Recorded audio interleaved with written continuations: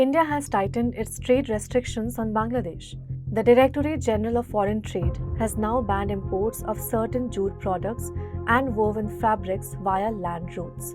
These goods, including jute yarn, flax, woven fabrics, and unbleached jute cloth, can now only enter through the Nhava Sheva port in Maharashtra. That effectively closes land customs stations across Assam, Tripura, Meghalaya, Mizoram, and West Bengal to these imports. But why this move now? India says the step is meant to protect its domestic jute industry. For years, Indian manufacturers have alleged that Bangladesh floods the market with subsidized jute products, thanks to duty-free access under the South Asian Free Trade Area Agreement.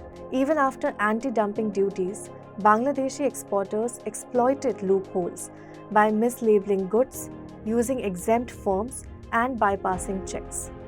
So, by funneling imports through a single port, India says, will allow for tighter quality checks and curb these trade loopholes. But there is a political context too. Tensions between India and Bangladesh have been simmering ever since former Prime Minister Sheikh Hasina was ousted from power.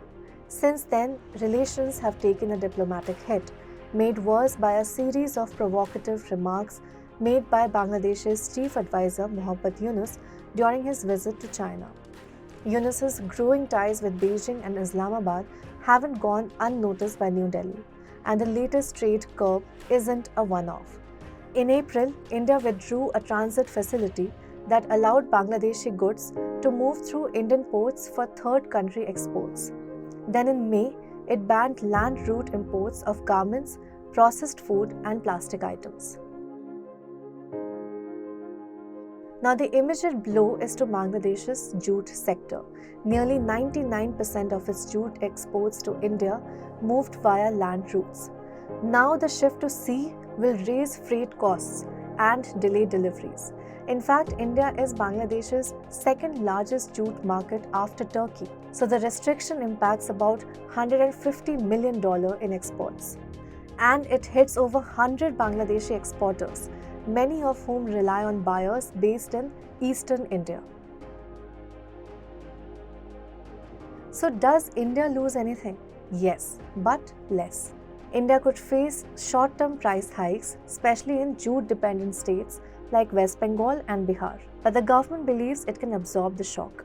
India and Bangladesh share a $12.9 billion trade relationship, but that relationship is fraying at the edges.